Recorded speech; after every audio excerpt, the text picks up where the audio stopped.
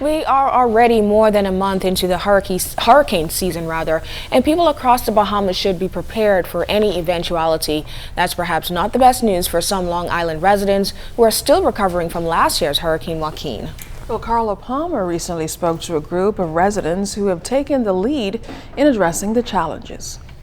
With the heat index reaching as high as 107 degrees so far this summer, no one is spared from the sun's scorching rays and high humidity.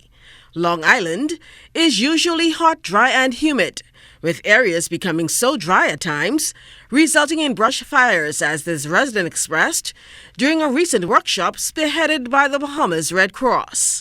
What do you have on hand now to fight the fire with? Right. Nothing, water and sewage.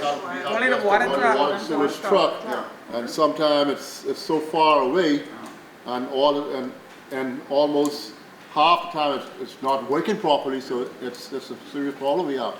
It's just one concern by this group of residents as they relay their fears to the National Emergency Management Director, Captain Stephen Russell, and Deputy Director General of the Bahamas Red Cross, Diane Turnquist, who encouraged residents to not only be creative and resourceful in mitigating against disasters, but to work as a team towards a more positive outcome.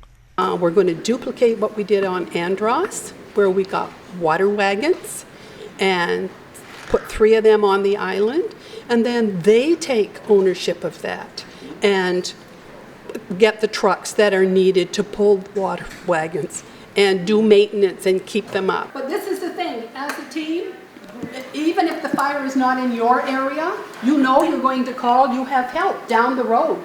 So you come together as a team, and seriously, as a team, you can make it happen.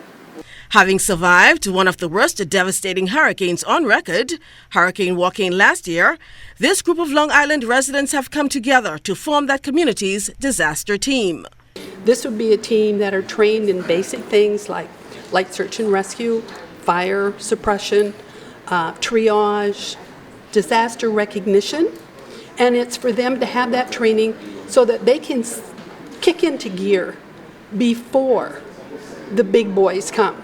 These 2 residents, Sandra Knowles and Chester Fox, believe in being their brother's keeper.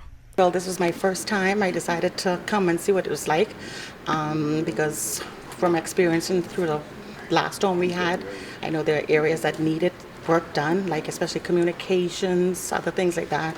And it happened that they voted me as the team leader, and I took it on to try my best to see what I can do. A lot of the things that we learned in these past 2 days, we were not even aware of in the past, so it'll make things a lot easier, and by doing so, we'll be a lot more effective and efficient in doing our job in the event of a disaster. Carla Palmer, ZNS Network News.